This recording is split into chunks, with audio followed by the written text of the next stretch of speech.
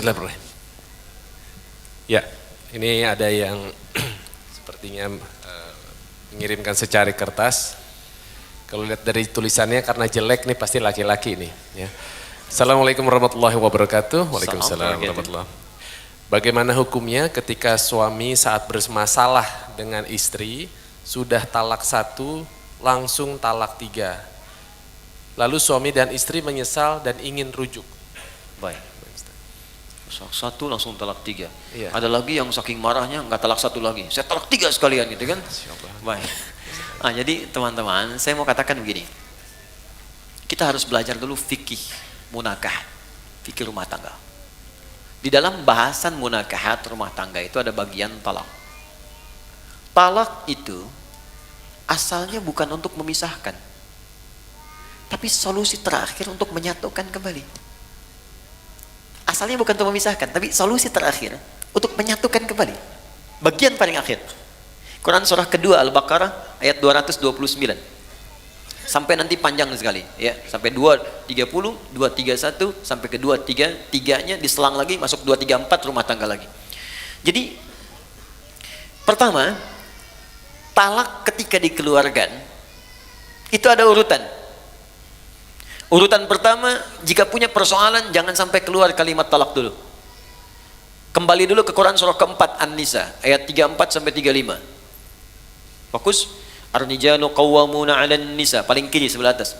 Ar-rijalu qawwamuna 'alan nisa bima faddalallahu ba'dahum 'ala ba'din wa bima anfaqu min amwalihim fas-salihatu qanitatun hafizatun lil ghaibi bima hafizallah wallati takhafuna nushuzahunna. Perhatikan. Laki-laki pemimpin di rumah tangganya bagi istrinya. Hati-hati karena Allah berikan bekal kepadanya untuk memimpin. Di antaranya bekal mencari nafkah, bekal melindungi, bekal menyayangi, ada di situ. Jangan tertukar. Sedangkan istri yang solihah, kata Allah cirinya 2, yang paling pokok. 1, menaati Allah dengan menaati suaminya ketika dia meminta pada yang baik. 2, menjaga nama baik keluarga, terlebih suami, khususnya ketika tidak sedang bersamanya. Maka jika terjadi hal, awas hati-hati, yang bisa berpotensi memecah belah kehidupan rumah tangga, menyebabkan perselisihan, maka saya berikan urutan-urutan kepada Allah. 1, fa'idhuhunna, komunikasikan dengan baik. Di situ diartikan nasihati. Sebetulnya wa'adha itu bukan sekedar memberikan nasihat, tapi cara komunikasi yang baik. Karena nasihat pun kalau disampaikan dengan cara komunikasi yang tidak baik, jadi keterimanya akan beda. Kamu ini akan nggak bisa mengerti. Itu kan sebenarnya mudah sekali. Ya, memang gampang disampaikan, cuma nyakitin gitu. Ya, jadi kalaupun Anda ingin memberikan nasihat, kata Allah, saling menasihati, maka lakukan dengan komunikasi yang baik, yang bagus di situ. Ya, kalau nggak ketemu, wahjuruhunna fil madaji'. Coba saling merenung dulu. Pisahkan dulu tempat tidurnya. Merenungkan dulu. Kenapa saya menikah dulu? Apa visi yang dibawa saat akan menikah dulu?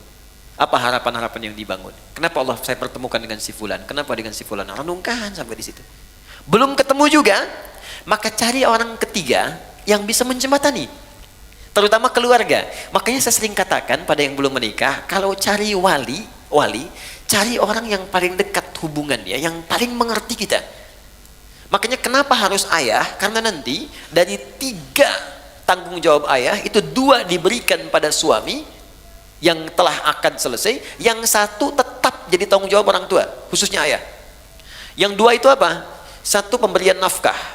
Di begitu saya terima nikahnya, ya, si fulana binti fulan, sekian, dibayar tunai, itu kewajiban memberi nafkah pindah kepada suaminya. 2, pemberian kasih sayang dan perhatian, perawatan. Ya, perawatan yang merawat, kemudian menyayangi. Makanya nanti ada ayat-ayat, jangan sakiti pasanganmu, bapaknya tak pernah melukainya, ibunya tak pernah membentaknya, ayahnya tak pernah memukulnya. Masa kamu yang dipercaya bukan pada laki-laki lain kemudian harus menyakitinya? Turun Quran surah keempat ayat 19. Bahkan kalimat iman dilekatkan di situ. Kalau kamu ada persoalan jangan cepat marah, kata Allah. Boleh jadi di balik masalah itu saya kirimkan hikmah yang besar supaya kamu belajar lebih baik. Kemudian yang ketiga, untuk memberikan perhatian. Nah, ini yang ketiga, orang tua masih punya. Makanya nanti ketika ada persoalan di rumah tangga, itu yang jadi wali terlibat memperhatikan. Dan boleh jadikan untuk konsultasi, tanya. Aku ada persoalan, begini masalahnya. Boleh tanya. Ya, karena itu bahasa Qur'annya, perhatikan. Fa in khiftum shiqaqa bainihima fab'athu hakaman min ahli wa hakaman min ahliya. Jika Anda khawatir rumah tangga sulit dipertahankan, kemudian berat persoalannya, nggak bisa diselesaikan sendiri, maka cari orang bijak di antara keluarga untuk menengahi. Bicara, ngobrol. Kalau nggak ketemu juga, maka jalan yang paling tinggi terakhirnya adalah talak itu keluar. Ya, tapi talak yang paling menarik, wal mutallaqatu yatarabbasna bi anfusihinna thalathata quru. Kata Allah, perempuan-perempuan yang ditalak itu, juga laki-laki yang menalaknya, setelah talak dikeluarkan itu, hendaklah dia menunggu 3 kali masa suci. Ketika saat suci dia ditalak, tunggu 3 kali. Tunggu itu bukan nunggu pisah. Banyak orang salah paham di sini. Bukan nungguin pisah. Kapan 3 kali suci datang? Kapan datang? Bukan. Tapi itu bagian terakhir. Ini di 3 kali ini masih ada nggak rasa cinta? Ada perhatian. Apalagi lihat anak. Ada nggak untuk mengoreksi diri? Jangan-jangan kesalahannya bukan pada pasangan, pada pribadinya. Ada nggak kemampuan untuk melihat itu? Dilihat. Makanya yang pertama ini disebut raj'i. Raj'i itu ruju'. Ruju' itu kembali. Di talak ini dijadikan solusi oleh Allah untuk mengembalikan. Mungkin dalam 3 kali masa suci ini masih berpikir untuk bisa kembali. Ini jangan diputuskan selesai, bukan begitu. Makanya 3 kali nih. 1 kali suci, tunggu. 2 kali suci, merenung lagi. Mungkin mau tapi ada syarat. Istri menuliskan syaratnya kepada suami. Kalau mau kembali, begini. Suami juga begini. Dudukan, ngobrol dengan keluarga. Kalau ketemu, kadang-kadang di pertengahan, ada yang sudah kangen lagi. Ada yang ingat lagi. Tiba-tiba malamnya sama-sama lagi. Padahal belum 3 kali suci. Sekali suci udah bareng-bareng lagi. Maka itu nggak perlu akad lagi. Sudah otomatis nyambung lagi. Jadi sekali, 2 kali, kalau 3 kali kemudian tidak keluar itu, ya tidak keluar iswahnya, tidak ada nyambungnya, maka jatuhlah talak 1 di situ. Jelas? Kemudian pengen dikoreksi, pengen balik lagi, ya kemudian nyatu lagi, akad kembali, menyatu di situ. Kalau tidak diakadkan kembali, maka si perempuan berhak menikah dengan orang lain. Jelas ya? Nah kalau kemudian menyatu lagi, ada masalah lagi, talak yang kedua baru jatuh. Jadi nggak ujuk-ujuk 3. 1 selesai, nyambung lagi. Talak lagi, masuk yang kedua. Itu pun masih ada koreksi sampai 3 kali lagi. Panjang sekali. Nah kalau kemudian pada yang kedua ini sadar, nyambung lagi. Ternyata ada masalah lagi sampai yang ketiga puncaknya. 3 kali masalah sudah melewati 6 kali suci. Masa nggak selesai-selesai? Maka Allah kasih pelajaran. Kalau keluar yang ketiga ini, pada yang kedua nih.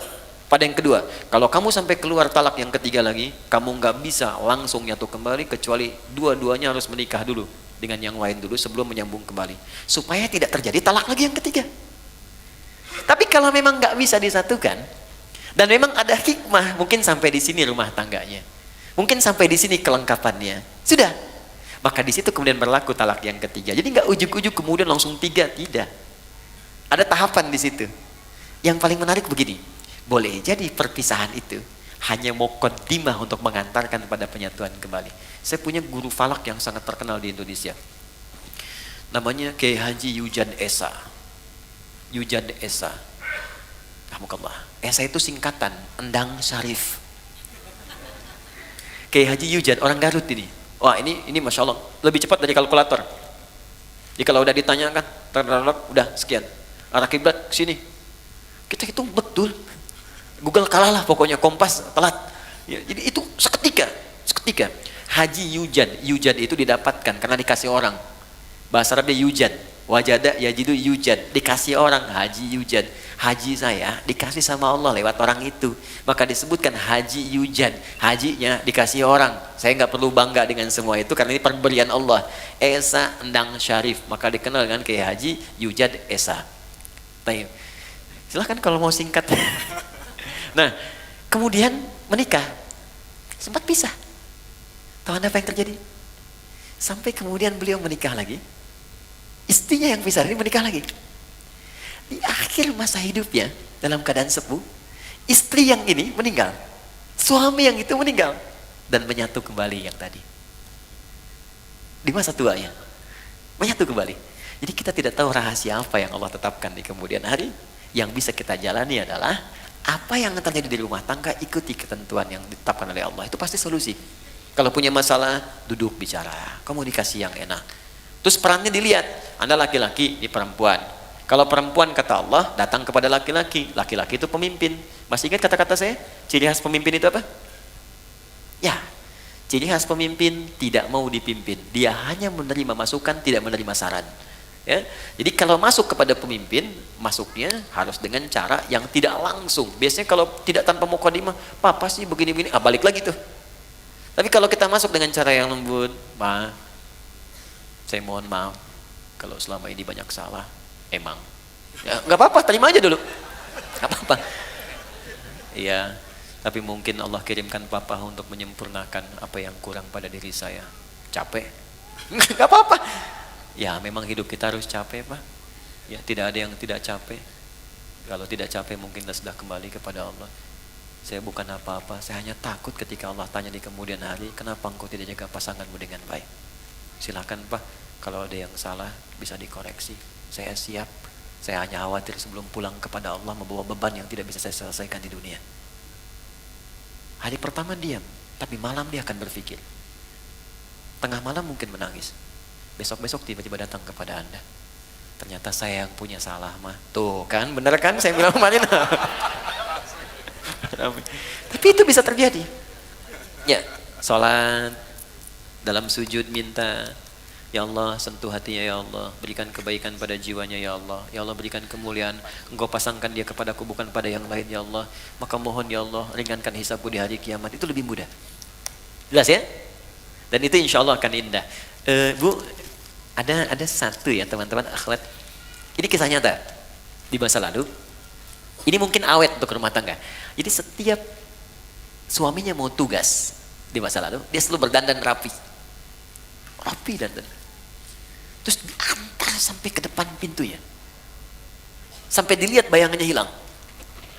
Ya, dia cium tangannya, suami cium kemudian keningnya, dia berangkat sampai katakan dan selalu dibisikkan di telinganya. Pak, sayang, kami mendoakanmu, insya Allah sukses pekerjaan. Tolong jangan cari yang haram. Kami karena kami satu detik pun tidak akan kuat di neraka. Kami sanggup menahan lapar seharian, tapi tak akan sanggup bisa berada di neraka walau sedetik. Dibisikkan di telinganya, jalan. Setiap pulang, dandan lagi yang rapi. Udah dandan, udah rapi, dan menariknya bawa sapu. Bukan mau nyapu. Begitu suami datang, cium tangannya, duduk, makanan disiapkan lagi. Masya Allah, kalau bahasa kita, ayah sudah pulang, semoga Allah berikan segala kebaikan, kemuliaan, menghilangkan rasa penat. Aku mohon maaf, hanya ini yang terbaik yang aku bisa berikan. Kalau ada yang kurang-kurang kau marah, kau pukul pun silahkan, aku rela, diberikan sapunya. Dan tidak pernah dalam hidupnya terjadi pertengkaran yang luar biasa. Insya Allah. Bisa seperti itu. Suami mau berangkat, kan? Siapkan, dandan, kirimin SMS, kan? Sayang, insya Allah lancar ya hari ini aktivitas. Yakinkan pada dirimu aku bersamamu dalam suka dan duka. Wah. Dijawab sama suami, kamu kenapa sehat?